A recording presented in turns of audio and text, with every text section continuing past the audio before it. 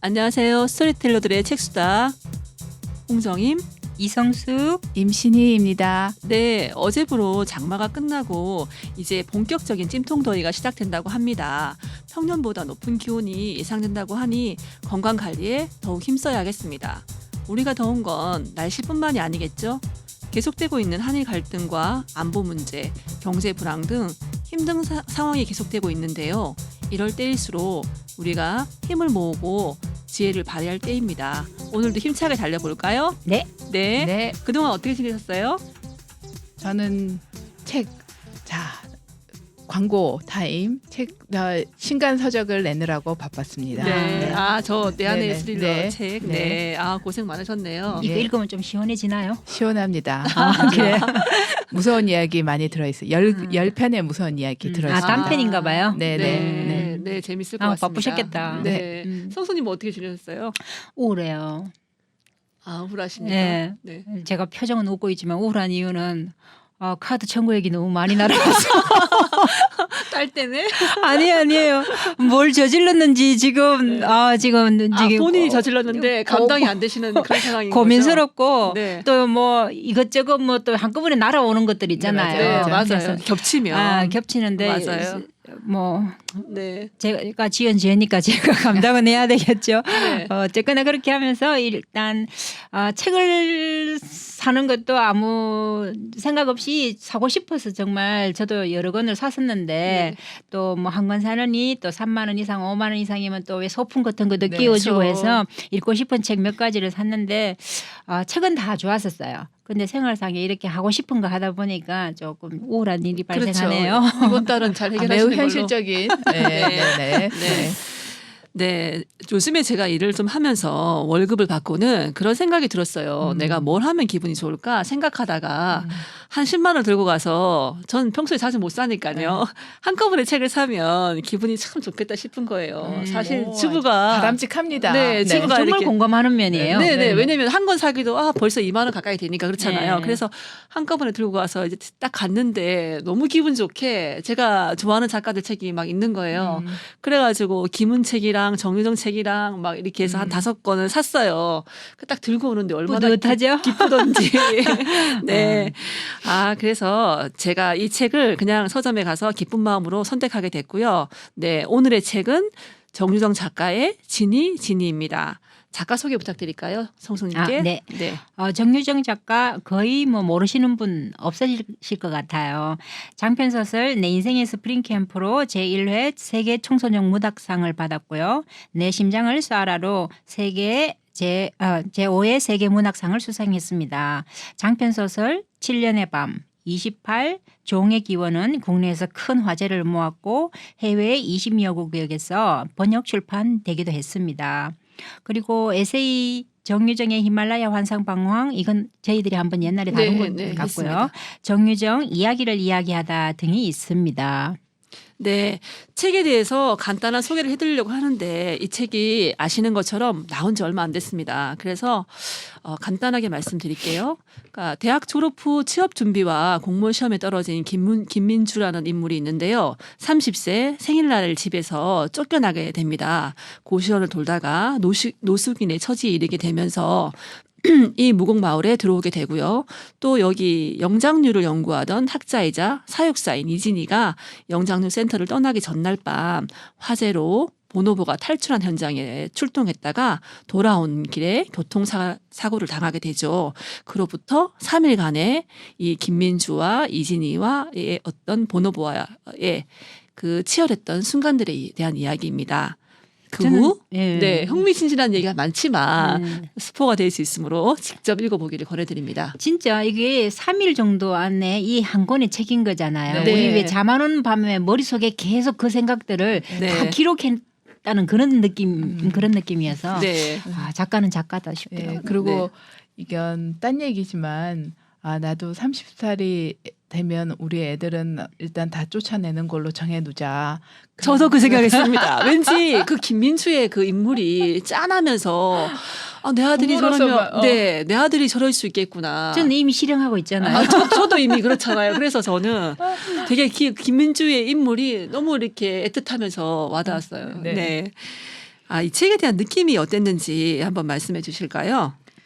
예, 저는 이제 빠르게 전개가 흘러가고 또 영화 같은 상황 묘사가 있고 인물을 이 인물과 이제 교차적으로 그리면서 심리 묘사가 되니까 독자가 읽으면서 완전히 정말 독자 자체가 이 인물과 저 인물의 심리 묘사를 다 알게 돼서 전지적 작가 시점이 네. 되고 많은 그런 의미에서 매우 이렇게 읽기 쉬운 그런 글쓰기를 하는 작가가 정유정 작가라는 특징이다. 이게 또 다시 한번 드러난 책이고요. 그리고 또 하나의 스토리텔링, 그러니까 민주와 그리고 그 진이가 만나는 이야기인데 그 과정에서 여러 가지 주제, 네. 뭐 죽음에 관해서든가 아니면 소통의 문제라든가 가족 간의 갈등 문제라든가 뭐 사회적인 어떤 개인의 어떤 문제라든가 네. 이런 것들이 잘 버무려졌다.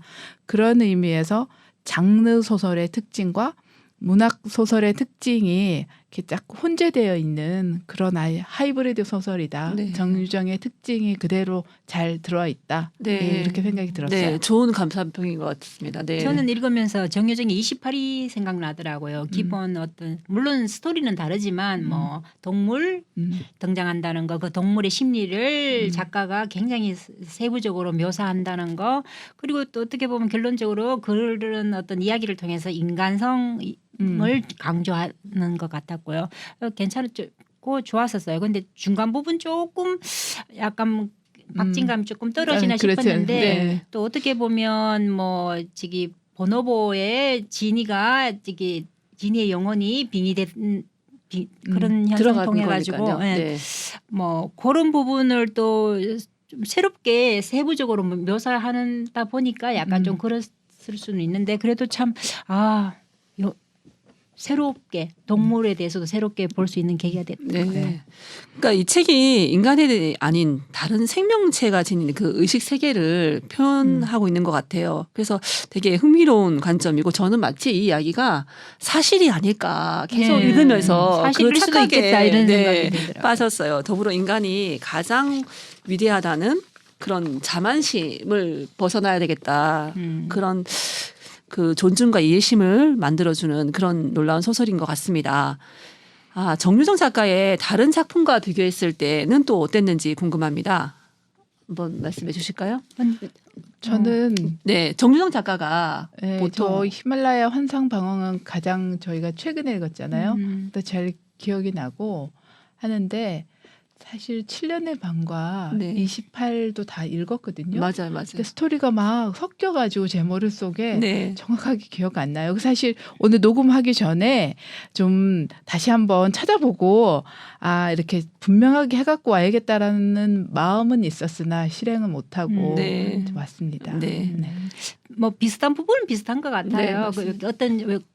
어느 작가든 그 사람 특유의 어떤 그런 기법이 여러 소설을 10권을 읽어봐도 거의 비슷하게 깔고 가는 그렇죠. 어떤 그런 부분 있잖아요. 이 소설에서도 그랬었고 다만 이제 동물의 어떤 시점이라고 하는 그걸 훨씬 더 세밀하게 파헤치면서 요즘 한참 뭐 반려동물 문제도 일어나고 하는데 그런 면에서도 다시 한번 더 생각해 보게끔 또 제가 그저께 친구 집에 놀러 갔는데 요즘 거의 강아지나 고양이 안 기르는 집이 없더라고요. 네. 맞아요. 근데 원래 뭐 동물도 인간과 교감하겠지 싶은데 그 집 강아지는 손님 오면 주인 아닌 손님한테 안겨 있어야 된대요. 그래서 계속 짖는 거예요. 그래서 앉아서 얘기하면서 머리 쓰다듬어주고 하는데 그 낯은 나에게 안겨서 잠이 들더라고요. 그러면서 어머. 정말 사람을 좋아하는 강아지인가 네, 봐요. 그러면서 이게 왜 첫 만남이고 앞으로 다시 뭐 또 오고 다시 그런 계기가 주어질지 안 주어질지는 모르지만 그럼에도 불구하고 그 교감이 되는데 아니면 뭐 이렇게 거의 영장류급에 되는 어떤 두뇌를 가진 동물 그리고 생활을 같이 하면 훨씬 더 어떤 정말 사람 같은 친구 그죠? 그런 역할을 하지 않나 싶더라고요. 그러니까 이 정유정 작가 보노보에 대해서 굉장히 자료 조사를 많이 했잖아요. 네, 그래서 맞습니다. 많이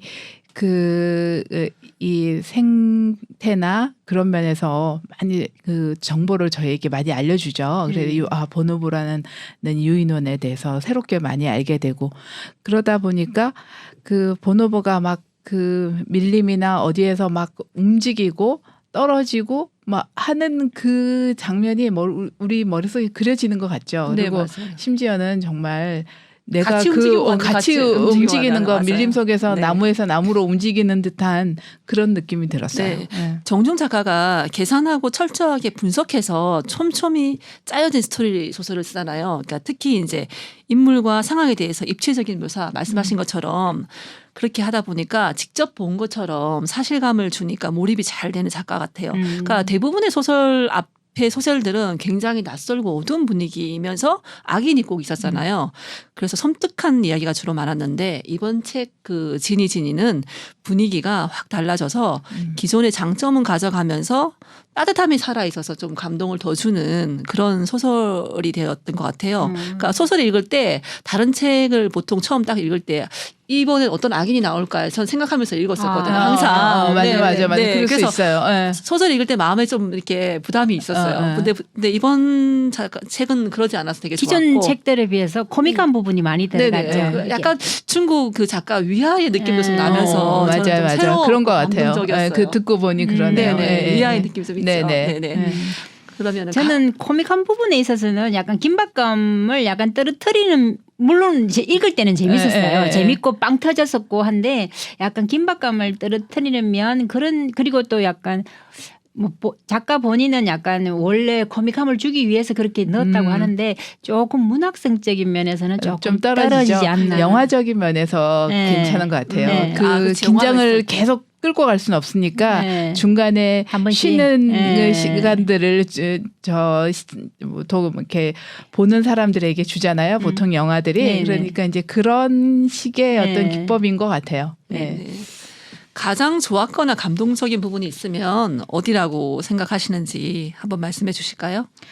저는 이제 가족에게 이제 버림받은 민주가 그러니까 자기가 이제 자기 스스로 인생을 포기한 상태잖아요. 뭐 해도 난 잘 안 돼라는 그런 상태의 30살의 민주가 또 다른 인생에서 가장 어려운 점, 나보다 더 어려운 처지에 처한 지니를 만나게 되고 그 지니의 삶에 확 개입해서 들어가는 처음엔 주저주저하죠. 그래서 네, 그렇죠. 안 하려고 안 가려고 내가 그렇게 하지 않으려고 하지만 결국에는 그 다른 사람의 삶에 탁 투입이 되는 그 결단을 내릴 때 그때 너무 감동적이었어요. 그러니까 언젠가는 우리가 삶이 나 자신을 지키고 나 자신만을 더 잘 살고자 하는 그 몸부림에서 어떤 때는 좀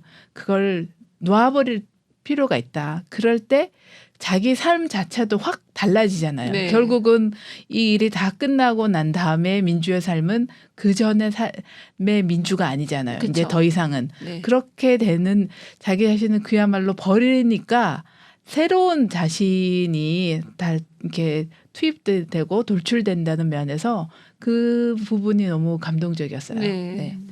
저는 민주 아버지가 민주를 버렸다고 생각 안 하고 그냥 양육 방식의 차이 아닐까 이런 생각까지 들더라고요. 왜냐하면 저도 그런 면이 있고 충분히 공감하고 요즘에 뭐 한 40 넘을 때까지 부모 맞아요. 밑에 네. 있는 어떤 그런 문화적인 면에서 보면 좀 그런 것도 필요하지 않나 네네. 그렇게 싶었고 저는 코믹한 부분이 제일 뭐 아까 전에 약간 문학성은 떨어지지만 대중성은 살린 듯한 느낌이 드는 그런 코믹한 부분을 읽을 때 재미는 있었어요. 제일 재밌었던 거는 그 순간에 그런 말이 나올 거란 생각도 안 했었는데 어떤 자기가 일해서 벌은 농산물 상품권을 아버지한테 드릴 때 아버지는 받으려 했는데 했는데 50% 할인해 드린다는 어떤 그런 거 했을 때 정말 빵 터졌어요. 이게 박진감 넘치는 상황 속에서 무거운 과정에서 맞아요. 그런 네. 게 한 번씩 들어감으로 인해 가지고 이제 뭐 그런 부분이 참 네. 좋았었어요. 네, 아무래도 자기 가장 감동적인 부분은 맨 마지막 장면이 네, 되겠죠. 네, 이제 진이가 그러니까 보노보와 손을 잡고 이렇게 마지막 그 들어가고 이제 민주가 옆에서 지켜보고 있는 맨 마지막 장면이 제일 감동적이었지만 또 하나 그 팬이 왜 어미로부터 외면당해서 아기였을 때 이진이가 어린 팬을 우유 네. 먹이고 재우고 막 어깨 메고 막 일하고 했었잖아요. 그랬는데 그 보노보의 몸인 그 이진이를 알아보고 팬이 이제 와서 자기 새끼 낳은 걸 보여주면서 딱 유리창으로 거기도 되게 감동적이었던 것 같아요. 네. 그 이진이가 수술 후에 병원의 중환자실에 누워 있었잖아요. 그러니까 죽음을 목전에 두는 상황에서 나라면 과연 진이와 진이 중에서 어떤 선택을 했을까 한번 말씀해 주실까요?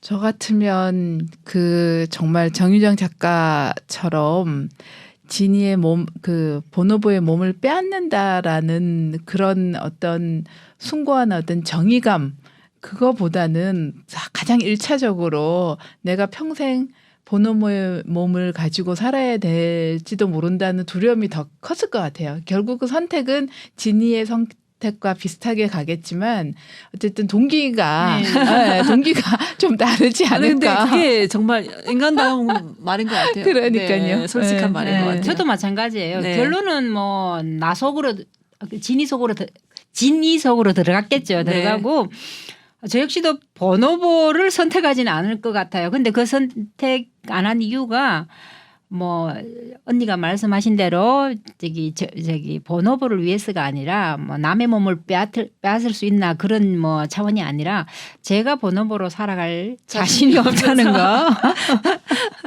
네, 그러니까 결국 자신의 자리에서 죽음을 맞이할 책임이 있으니까 우린 다 돌아갈 것 같아요. 네네. 근데 죽음은 두렵지만 내가 죽을 때 곁에 한 사람만 있어주면 좀 좋겠다. 나 그런 생각을 해봤거든요. 근데 애완동물을 네. 길러 보셨나요? 네. 오랫동안? 올해는 아니고 한 1년 정도 빌려봤어요. 길러 저는. 보신 분들은 마음이 네. 다른가 봐요. 네, 네, 네. 저희들은 애완동물을 안 길러서 모르는데 저희 아들 친구들은 다 애완동물을 기르는데 그래서 아들이 물었대요. 야, 강물에 그럼 나랑 걔랑 빠지면 누구 구하냐고. 당연하게 자기 강아지 구한다 그랬대요. 우리 애는 충격을 먹어가지고 뭐 그럴 수 있어 인간이. 그럴 수 있어요. 자기는 이제 길 지나가는 모르는 사람이라도 사람을 사람을 구하지. 먼저 구해야 될 것 같은데. 근데 걔들은 그럴 수 당연한 거 아니야 이러면서 자기 강아지 구한다 그랬대요. 근데 이제 그런 얘기를 이 소설을 읽으면서 자꾸 생각하니까 뭐 그럴 수도 있겠다. 걔들한테는 가족일 수도 있으니까 그 강아지가. 그쵸? 네. 그래도 아직까지는 막상 그런 일이 닥치면 친구를 구하겠지 이 생각하고 있어요. 말은 그렇게 해도 그렇죠.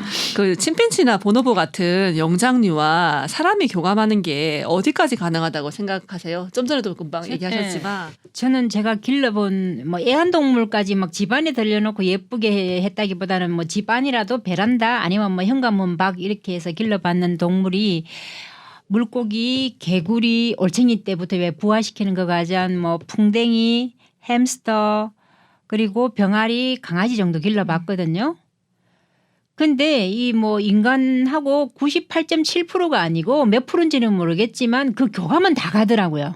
그렇죠. 햄스터 같은 경우는 제가 2년 반을 길렀었거든요. 애가 왜 햄스터도. 학교 앞에서 500원인가 뭐 얼마 주고 네. 사왔는 거 네. 곧 죽겠지 하고 길렀는데 2년 반을 살더라고요. 진짜 오래 살았네요. 진짜 제대로 잘 기르셨다. 인간 수명 75세. 그러니까. 인터넷 검색해 보니까 오. 욕창으로 끝에 생을 마감했는데 대단하다. 대단해요. 얘들이 대단하고 제 목소리를 기억한다는 거. 어머. 알아요. 왜냐하면 집 밖에 도망갔잖아요. 그럼 네. 어디 숨어 있다가 이리 와 쫑쫑쫑쫑 하면 오더라고요. 와요? 어머. 와요. 세상에. 햄스터도 강아지 정도가 아니더라도 오고 병아리 같은 경우도 뭐 보통 우리 뭐 머리 나쁘면 무슨 뭐 그러잖아요. 그럼에도 불구하고 두 마리를 또 똑같이 애들이 학교 앞에서 두 마리 사왔어요. 그래서 베란다에 풀어놓고 기르는데 얘 제가 뭐 그때 뭐 베란다 좁은 베란다지만 왜 고추도 기르고 하니까 고추 나물 뭐 지렁이 이런 거 뜯어먹고. 잡아먹고 하는데 저녁 때니까 자기들도 외로운지 저기 구석 가서 이렇게 둘이 붙어가지고 지내더라고요. 그리고 얘들이 한 6개월 정도 제가 길렀거든요. 벼슬 날 때까지. 오. 저를 무서워하지 않아요. 아. 그냥 가면 그냥 당연히 밥 주는 전자 사람 주는 아니면은 사람. 똥 치우는 사람 이 정도를 알더라고요. 그러니까 예를 들면 보노보 정도 되면 그냥 뭐 인간의 대화를 하지 않을 뿐 얘네들은 우리를 다른 동물의 한 일종으로 그냥 바라볼 것 같아요. 그럴 특히 것 같아요. 원주민 같이 이렇게 그런 삶을 살 경우에는 우리가 뭐 호랑이, 사슴 이렇게 보듯이 얘네들은 우리를 뭐 인간 머리가 뭐 좋은 뭐 이런 게 아니고 그냥 동물의 한 종류로 볼 것 같다는 그러면서 서로 필요한 거 왜 적대적이지만 않으면 서로 주고받는 관계가 충분히 될 것 같아요. 저는 그거를 그 단지 동물의 문제가 아닌 것 같아요. 여기 민주의 가족이 나오는데 민주에 대해서 부모와 다른 가족들은 아무도 민주를 이해하려고 하지 않잖아요. 네. 그냥 일반적인 잣대를 민주에 놓고 계속 민주에게 그걸 요구하죠. 이 정도 되면 이렇게 해라. 이 정도 되면 이렇게 해라. 근데 그거에 민주가 들어맞지 않기 때문에 다른 가족들은 거의 인간 취급을 안 하듯이 그렇게 되잖아요. 그런 거를 봤을 때 그리고 저는 이제 사실 동물 햄스터 잠깐 키워봤는데 걔네들이 죽어버리고 막 이래가지고요. 그러니까 힘들죠. 맞아요. 그래서 잘 못 두렵고 그래서 잘 못 키웠는데 조카를 좀 봐준 적이 있어요. 네. 조카를. 근데 신우이가 이제 둘째를 낳아서 큰 애 5살, 3살, 4살 요럴 때 우리 집에서 좀 데리고 있었는데 걔랑 소통을 할 때가 참 힘들더라고요. 왜냐하면 이 정도 되면 이렇게 해야 된다 이게 있는데 걔는 밥이 마음에 안 들면 안 먹겠어요 이렇게 얘기를 할 거로 기대를 하는데 얘는 그냥 입에 넣었다가 그냥 뱉어버려요. 그 자리에서 계속. 그러니까 이런 게 너무 이해가 안 가고 그 화가 나고 막 맞아요. 그러더라고요. 네. 그래서 저도 어쩌면 동물들이 이렇게 사람의 기대서에 맞지 않게 행동하는 건 자기 나름대로의 소통 네. 방법인데 우리가 오해하니까 네. 잘 하지 못하는 거 아닌가 그런 생각 많이 했어요. 네. 그러니까 저도 강아지를 한 1년 정도 키운 적이 있었어요. 근데 그때 이제 강아지 눈을 보면서 감정을 읽어보리라 이러면서 계속 제가 노력했거든요. 그러니까 결국 서열은 제가 아래였어요. 알고 보니까. 그래서 그때 느낌이 강아지가 저를 읽고 있다는 느낌이 확신이 들었거든요. 그래서 가능할 거라고 생각해요. 그러니까 보노보 DNA가 인간과 98.7% 일치한다고 하니까 이 소설처럼 보노보의 생각을 읽어낼 수도 있지 않을까 생각하고 단지 아직 인간이 영장류의 언어를 발견하지 못한 건 아닐까라고 생각합니다. 어쩌면 우린 벌써 읽혀지고 있는 거 아닐까요? 왠지 이 소설이 판타지가 아닐 거라는 생각도 해봅니다. 네, 이 책에서 김민주는 인생에서 최악의 사건은 죽음이 아니었다. 살아야 할 이유가 없는 것이었다라고 말했습니다. 과연 우리는 살아야 할 이유를 가지고 있습니까? 깊이 고민해 봐야겠습니다. 이유 있는 하루 보내세요. 스토리텔러들의 책수다였습니다. 감사합니다. 감사합니다.